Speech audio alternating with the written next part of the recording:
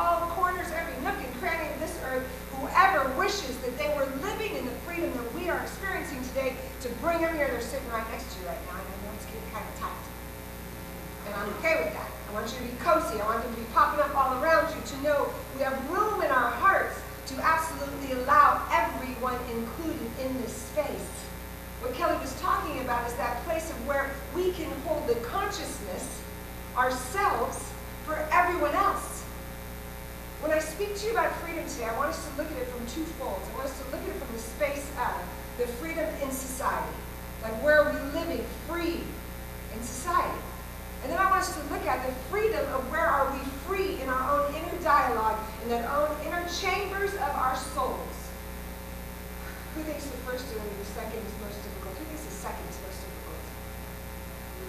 free from the chambers in here, even more so than free from society.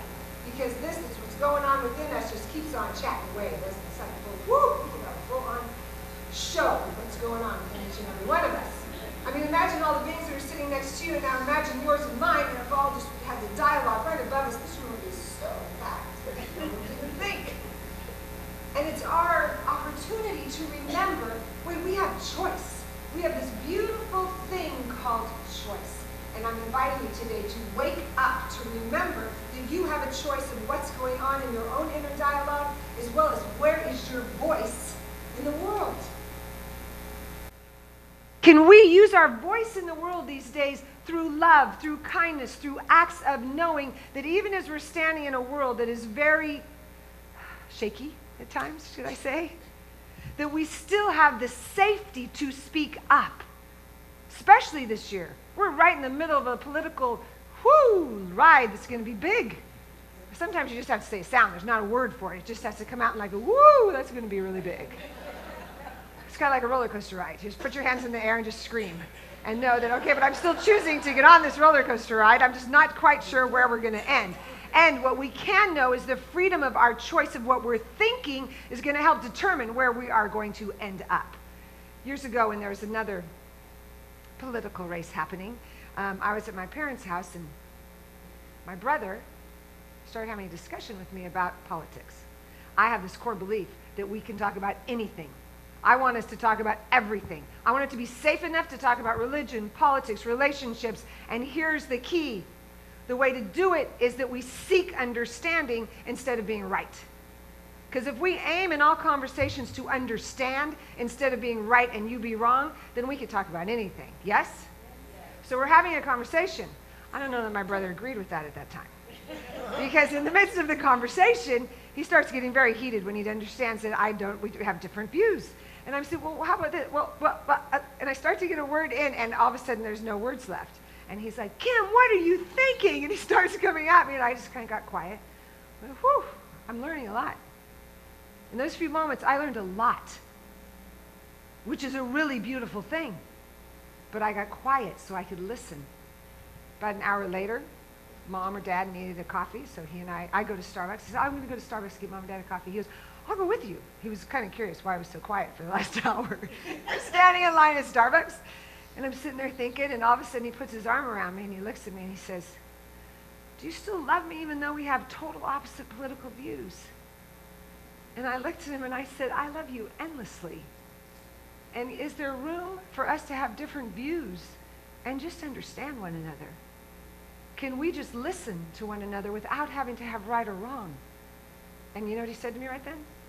Oh my gosh, that's exactly what my wife says to me. He looked at me and said, that's exactly what Michelle says to me. And then right then, I just kind of took a breath and said, well, the two women who love you very much are saying the same thing. I don't know. Maybe we could just think about it for a minute. And the beauty is, there's just an example of can we aim in conversations to understand, to have the freedom and safety with our loved ones, with our friends, in our communities, to know it's safe to voice what you have to say.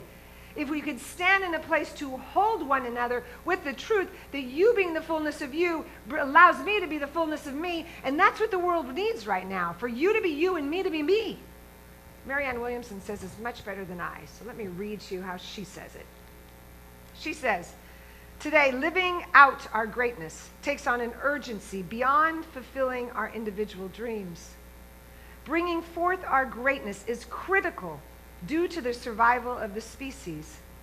Only if you get to live out your potential, and I get to live out mine, will the world be able to live out its own. I want you to hear that sentence. Only if you get to live out your potential, deliver your gifts, as I would say it, and I get to live out mine, will the world be able to live out its own. Since limited thinking produces limited results, supporting others and believing in themselves helps to move the entire world forward. Supporting others to believe in themselves moves the entire world forward. That is profound. Me supporting you, you supporting the person next to you, us loving one another no matter what our views are, supports the entire world moving forward. We have an effect on this planet for the people on the other side of the planet the more we're standing in our pure love of freedom. You living out your beauty, you living out yours, blesses someone else that's on the other side of the planet praying that they could live out theirs because you are holding the place of it being true. I want you to look at someone next to you and say, I'm willing to take a stand for you living in your freedom.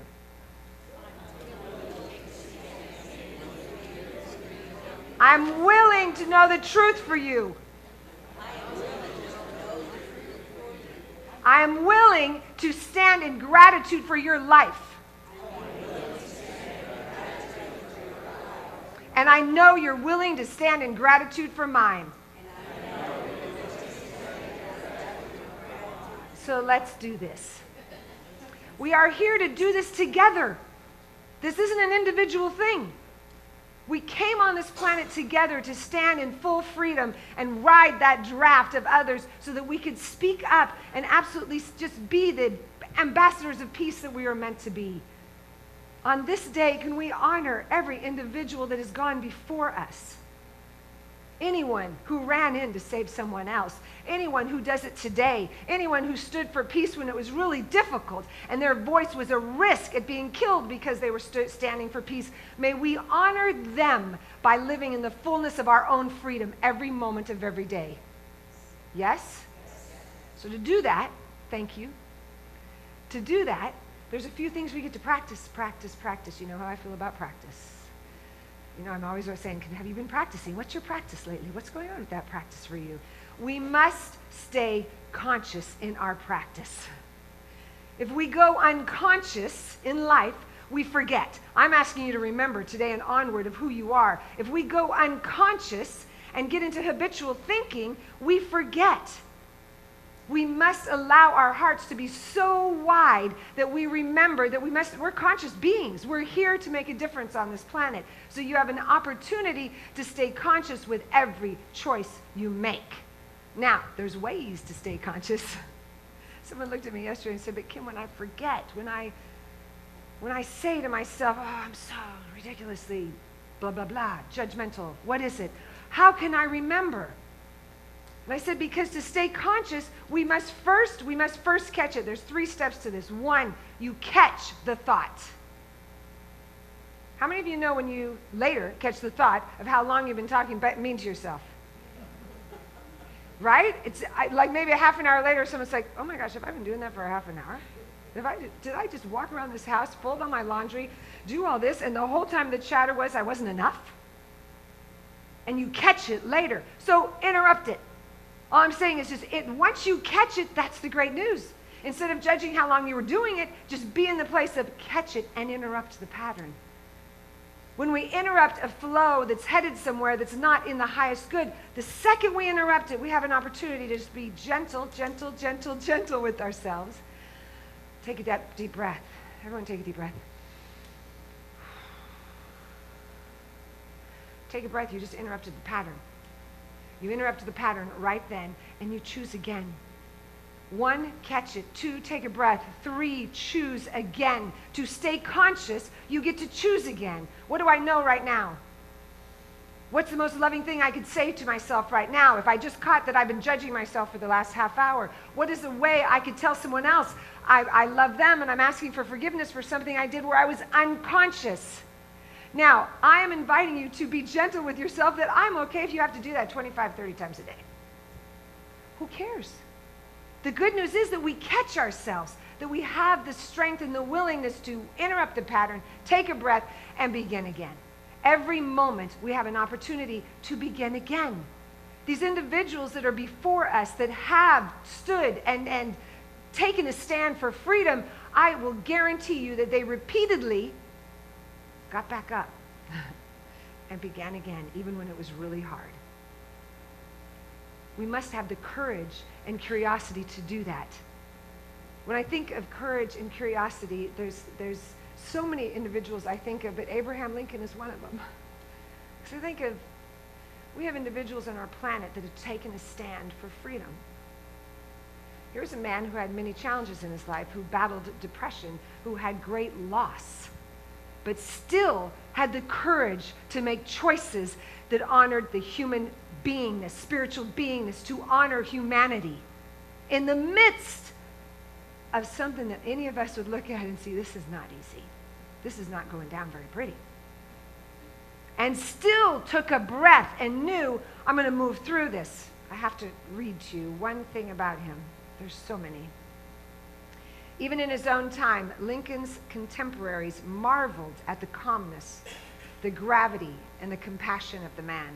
Today, those qualities seem almost godlike, almost superhuman. His sense of what needed to be done set him apart. His sense of what needed to be done. As though he were above or beyond the bitter divisions that weighed everyone else down. As though he were from another planet. And in a way he was. He was able to move past things that most people would have got stuck with and never gotten back up. To live a life of freedom, we must have the courage to interrupt that chatter, the courage to use our voice in humanity, the courage and the curiosity to see, where am I to serve? How, in what way can I serve today? That's a big question. Courage and curiosity asks that you ask bigger questions than what you were asking yesterday. Do you know what I mean by that? So a question that's big. How did I language it yesterday to one of my clients? Hold on, I got to think about this. Because he looked at me and he went, what kind of question is that are you talking about? I didn't say empowering. It'll come to me in a minute. It'll come. But what I was looking at him and saying is, when we ask a limiting question, why did this happen to me? Why am I so silly, not smart enough, not this enough, that I created that? That's a limiting question. I said, when you ask a wide question, a much bigger question, you will have a different result. That takes curiosity. Because we could simply lean into the questions we've always asked. What's wrong with me? What's going on here? What's wrong with the world? Why is the world in this state of affairs? How many times have you heard those questions in the last few days? It's in society. We're saying it. But we get to stay awake on the edge of our freedom and know that right there by staying awake, we ask it. That's the word. Thank you. Expansive question was the word I was thinking of. Sorry, sometimes it comes and I just have to be really grateful in that moment. Because I was just sitting like, oh, there it is. I knew it was here somewhere. When you ask, you shall receive. You just never know where it's coming from. So expansive questions. When we ask expansive questions, we get big answers. What am I to be in service, and how can I be in service to my world today? I invite you to start asking that question. That's standing in your freedom.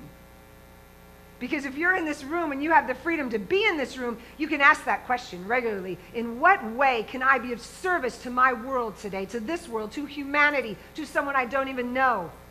Guess what the easiest way you could be of service of? Is to just keep a consistent space of awareness of what's going on in your own thinking. By staying in prayer for people across the world, by staying in prayer for what's happening in the world, we can shift it. Yes, there's a lot in the world that's going on that's looking pretty scary. The greatest news is that consciousness trumps any circumstance that exists. And our consciousness multiplies. When we are in this space right here, we are in agreement that we can achieve, move through, live a life of freedom. Are we not? Are we? Yes. So this consciousness of, yes, we can live in this, is absolutely something that is like a domino effect around the world. So it's our job to absolutely clean up our consciousness at all times, to be aware of what expansive questions am I asking, where am I living. So this check of our head and our thinking must happen ongoing, gently. Do you hear how many times I've said gently today? A lot. Because what happens is when the chatter goes off, what could be the next thing is the judgment of the chatter that goes off. And then we're walking around going, okay, now I caught my chatter, and now I'm going to have judgment about my chatter, and now I'm going to walk around and tell everyone about how bad I am because I had that chatter. That could be really dizzy. Instead, if we just went straight to prayer and just leaned into what we have with us, those gifts we have, that we could stop, neutralize, say a prayer, and just be back in the sense of, wait a second, what do I know to be true? That there's one power, one presence, and that I'm letting go of any sense of judgment or not enoughness and beginning again. Take a breath, look at someone you love and tell them, I'm just beginning again. Every moment you have the opportunity to begin again. That takes courage and curiosity, and it stays a willingness to be conscious. Yes? Sorry, when I take a deep breath, I keep having this visual. Years ago, Lucas was at a baseball game. I run down, I don't know what it is, I'm really not that big of a coffee drinker, both stories about coffee. I drop him off for a minute and run down to get my coffee at Starbucks. And when I come back, everyone looks at me and says, Lucas was hurt. He was hurt. He was out in the field and looked up, and the sun was in his eyes, and the hard ball just went smack on his nose. Blood was everywhere. And I said, where's he at? And he sits down. The game hasn't started, so I'm tending to him. We're saying our prayers. He's very quiet. And he had a broken nose, healed from his broken nose, went to the doctor, got better. A week later, I walk into my physical therapist's office, who was the coach. And he looked at me, and he goes, do you teach that kid meditation or something? And I said, why? What was he doing? And he said, the whole time that people were tending to him, even though his nose was broken, he kept just trying to take deep breaths. He didn't say a word. He just kept taking deep breaths. Now, he at a young age knew that even in challenging times, I've got to keep breathing to absolutely neutralize fear, all the lack, limitation of what's going on, so he could get in the space of that was calming him, was that breath. We have it right here within us. We have the freedom to take deep breaths. So whenever I say to you, please interrupt the pattern, take a deep breath, think a new thought, choose again, that power of your breath is miraculous. That's enough for me on some days to wake up and just say, whoo, this is really fabulous that I've got this power of my breath. So I was going somewhere before I jumped into breath. Sorry, sometimes that happens too. It's a Sunday morning. Hold on. Courage, curiosity. Oh, thank you. Isn't that funny? I'm so grateful for that. I'm so grateful. I'm remembering. I'm asking you to remember. I'm remembering. Now, the other individuals that are on this planet, have been on this planet physically, I believe are still with us spiritually, that have moved through situations. There's another thing they practiced to live in freedom, which was powerful, powerful, unstoppable faith. I want to read to you what Ernest Holmes says about faith. And anything Ernest Holmes says, because he is a man that walked in such faith that we get to listen to. He says, the barriers between you and your greater good are not barriers in themselves. They are things of thought. It is because of this that all things are possible to faith. Faith is the most important thing in your life. It is impossible to arrive at the grandeur of its possibility through petty thinking and small ideas. The whole mental scope must be broadened and deepened. The whole expectancy must reach out to more. The whole imagination must lend its feeling to grateful acceptance and joyous recognition. Our faith is what keeps us moving onward. Our faith in knowing that we're not alone. Each and every one of you has this powerful presence within you that is simply that cord of faith that you are never alone, ever, ever, ever. In the most times that seem the most severe in our lives, I want you to think for a moment, you were not alone. That this presence was with you, reminding you that God was right there going, I'm right here. I'm right here. Individual that represents just unlimited faith to me is Nelson Mandela. For someone to be in the parameters of a jail cell for years upon years upon years, but to have the faith that his thinking could not be imprisoned. They could not stop him from thinking. We have that. That's our willingness to be free. That even as society, the world was locking him in this space, he could still think his freedom thoughts to know that he had the faith to see beyond it. That we must first see something that's within us so that we can experience it. It's the absolute what Ernest Holmes has taught us. That first it's in thought. First it's within us to live it outside of us. But it always comes back to first cause. So today, what do you choose to know for yourself? What do you choose to have faith in yourself today? One word, please give it to me. Anyone. Freedom. Great. Freedom. What else? Love. Peace. What else? Gratitude. Sorry? Gratitude. Compassion. Sorry? Confidence. This is what you choose today. This is your place to know I stand in faith of confidence, of freedom, of a voice, of peace. Now, I ask that you live it everywhere you go today.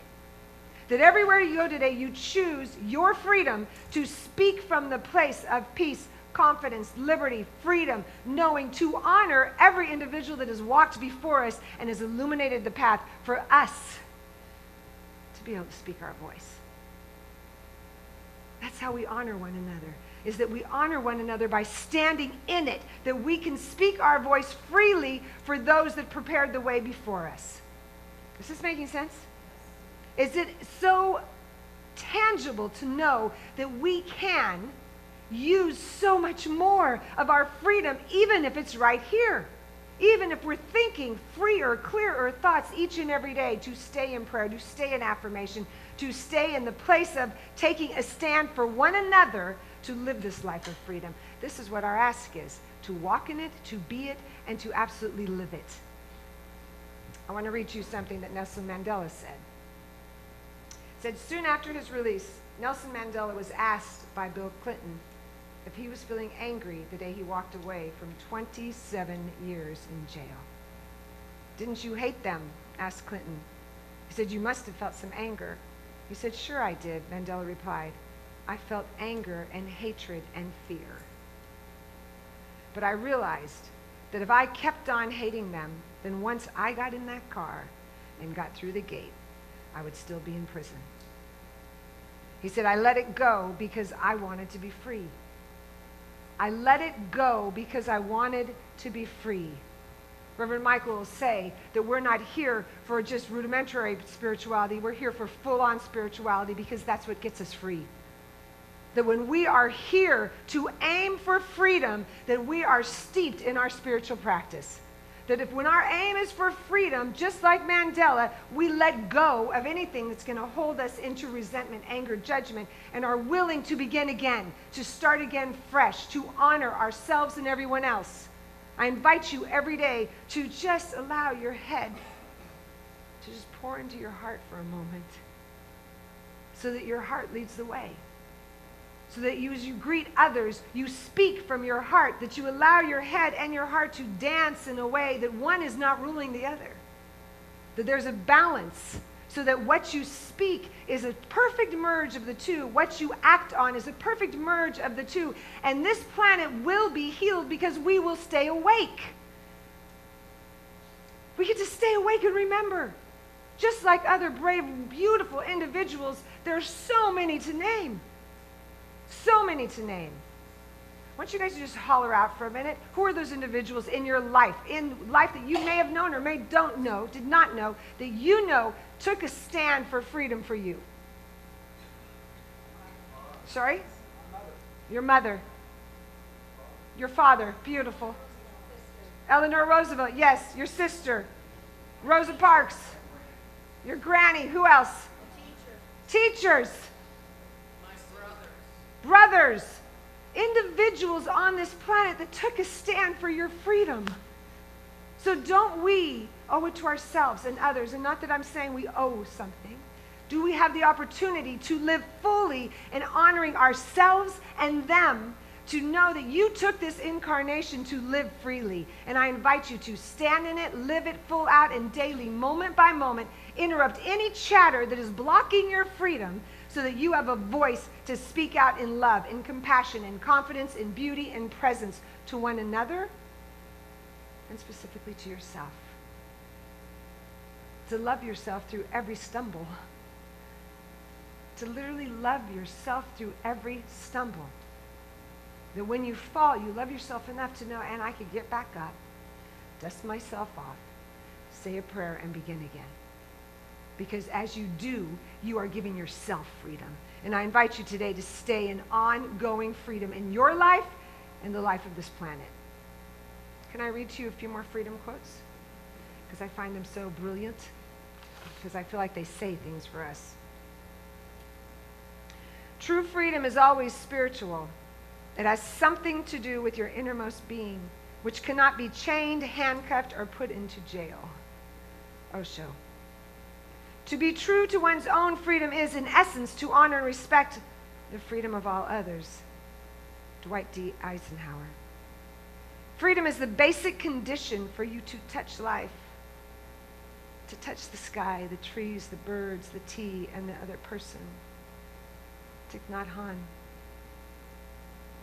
The road to freedom lies not through mysteries or occult performances, but through the intelligent use of natural forces and laws. Ernest Holmes. The intelligent use, we have this amazing opportunity. And I just ask that we all use our intelligent use to such fullness, to such extent that our lives are walking lights of freedom. So from this moment onward, are you in agreement that you will choose freedom this day and onward?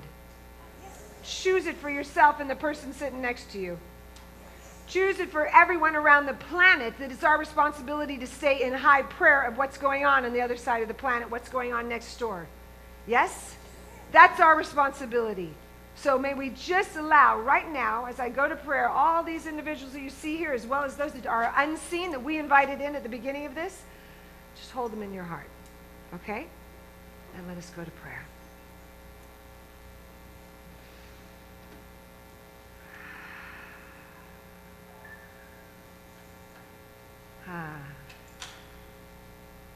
How grateful I am.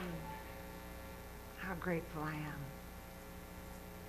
To remember that in this divine space called life, that we remember that there's just one power, one presence, one beautiful sense, one God that is moving through all of us, and that God is I am presence, is our life, our voice, our light, our hearts.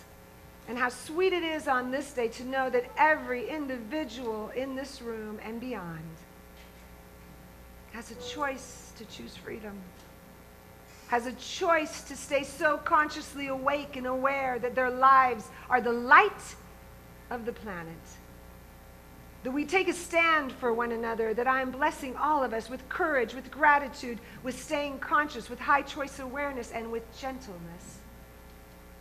So that in the world and in our inner chambers of our soul, that we are free. I bless every place upon the planet right now where circumstances shows us the opposite. That we see beyond the circumstance, and we bless right there, right now, calling forth divine freedom in consciousness and knowing that that absolutely brings about it in effect.